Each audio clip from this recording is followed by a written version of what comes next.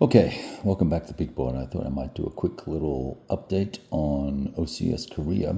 I decided to try and play the Chosin or Changing scenario because it was short, just 7 turns. I initially thought it was 2, which it's not. Anyway, so we're now deep into turn 3.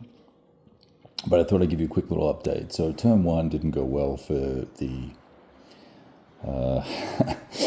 for the Chinese. It was just a shit show with bad artillery shots and all the rest of it. So the attacks, given that it's only a 7-turn scenario, they kind of pushed their luck, and their luck did not hold. So down here, the initial combats were terrible.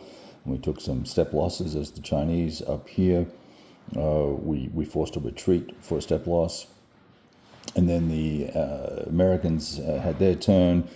They pulled back a little bit, pushed some units up from Hamhung and this other area down here off screen, and started trying to set up a sort of a defensive line around the Sudong and Korea area here. In turn 2, the US had initiative and had flight capability. Because turn 2 is the first full turn. Turn 1 is just starts with the PRC, and they went to town with train busting first of all. So putting interdictions on the map, and managed to get 3 onto the map. They also were very effective with some DGing of enemy units. And despite that fact, the enemy, the PRC, still in the following turn continued to attack. I'll get to that in a sec. So they pulled back and consolidated around this area here. I left 1 Ma up here mainly as a sort of a significant road bump, thinking they would be okay, and unfortunately they were not. So in the coming turn, in turn 3, we had fantastic arty hits over here by the Chinese artillery. They actually rolled a 12 and then a 6.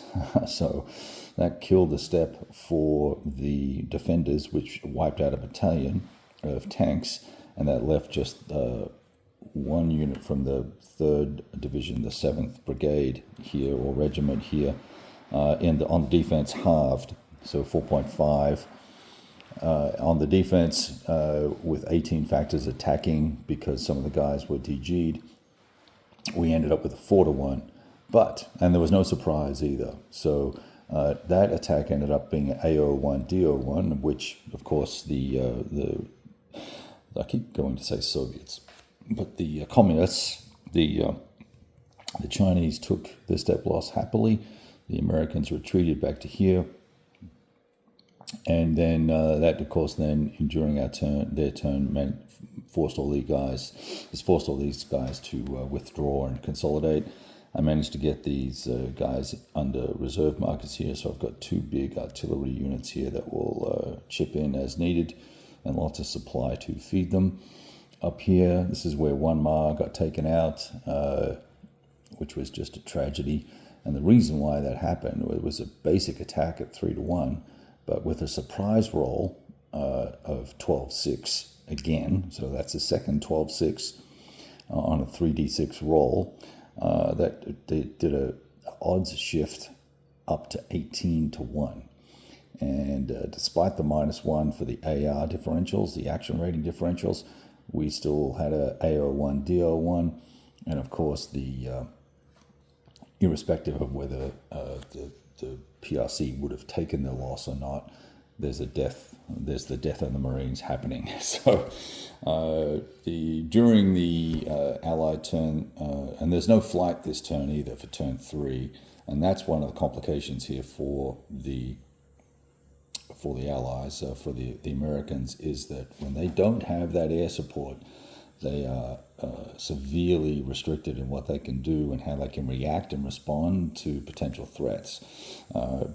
The prior turn, when we had flight, very different story, even though the Valley Forge launched some nice, from its CV group, some nice airstrikes. None of them were effective, and we actually took some step losses on the F9s.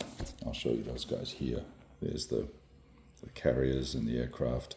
I've just got them all sitting all there because they reboot, get refit pretty much automatically anyway. And so then, and I've got two air units here that will get refit here. So that's what's going on. I thought I'd just share that with you real quick. We're going to wrap up turn 3 and get on to turn 4, I believe. All right, talk to you soon. Hey, go roll some dice today. Bye.